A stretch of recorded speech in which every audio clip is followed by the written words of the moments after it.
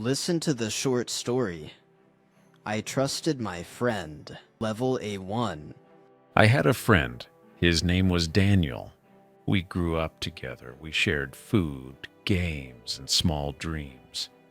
I trusted Daniel. When we were children, I had a bike. Daniel said, "Can I ride it?" I said, "Of course." He rode it all day.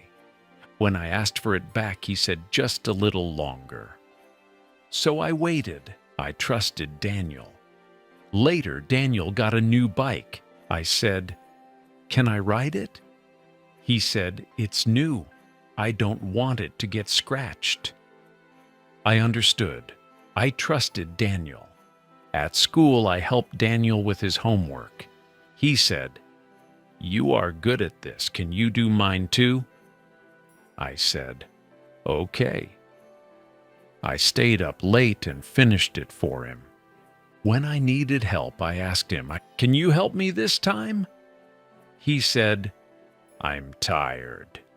Maybe tomorrow." Tomorrow never came, but I trusted Daniel. One day I brought lunch to school. Daniel forgot his. He said, "Can we share?" I said, "Yes." We ate together. I trusted Daniel.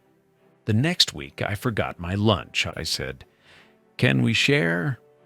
He said, "I'm really hungry today." So I watched him eat. I told myself it was okay. I trusted Daniel. When we were older, I got a job. Daniel did not have one, and he said, "Can you help me? I need money." I gave him what I could. He said, "Thank you. I won't forget this." I believed him. I trusted Daniel. Time passed. Daniel got a good job. I lost mine. I said, "Can you help me now? Just for a little time." He said, "I have many expenses. I can't." So I found my own way again. And still I trusted Daniel. I met a girl. Her name was Anna. She was kind and patient. I told Daniel, "I think I love her." He said, "Be careful. People change." I believed him a little, so I held my feelings back. I trusted Daniel, but Anna stayed. She helped me. She listened. She stayed when I was quiet. We got married. I was happy. Daniel came to our house often. He ate with us. He laughed with us, and he said, "You are lucky." I smiled. I trusted Daniel. One day, Anna said, "He only comes when he needs something." I said, "No, he is my friend." I trusted Daniel. Later, we had a child. Life became harder. We were tired all the time. I asked Daniel, "Can you come and help us for 1 hour?" He said, "I'm busy." So we stayed tired. Still, I trusted Daniel. But when Daniel needed help moving, he called me. "Can you help me carry boxes?" I said, "Yes." I left my family and helped him all day. He said, "You are a true friend." And I trusted Daniel. Years passed. I stopped asking for help. He never noticed, and still I trusted Daniel. One night, Daniel called me.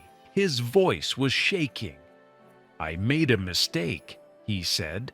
"I took money from my company. They will find out." I was silent. He said, "Please help me." I said, "How?" He said, "Tell them it was you." Something inside me broke. Not loud, not sudden, just quiet.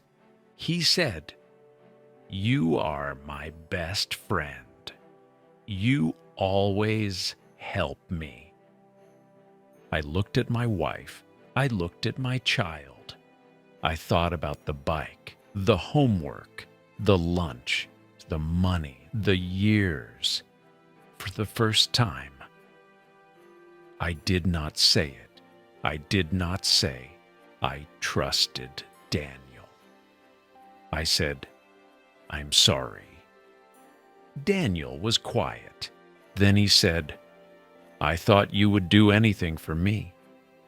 I answered slowly, "Well, it looks like we both were wrong." Get more stories in the Ewa app. Read, listen to the audiobooks of different genres, learn new words in one click, improve your English with Ewa. Check out appewa.com. Send this video to a friend who likes free audiobooks. And now, check out another awesome video.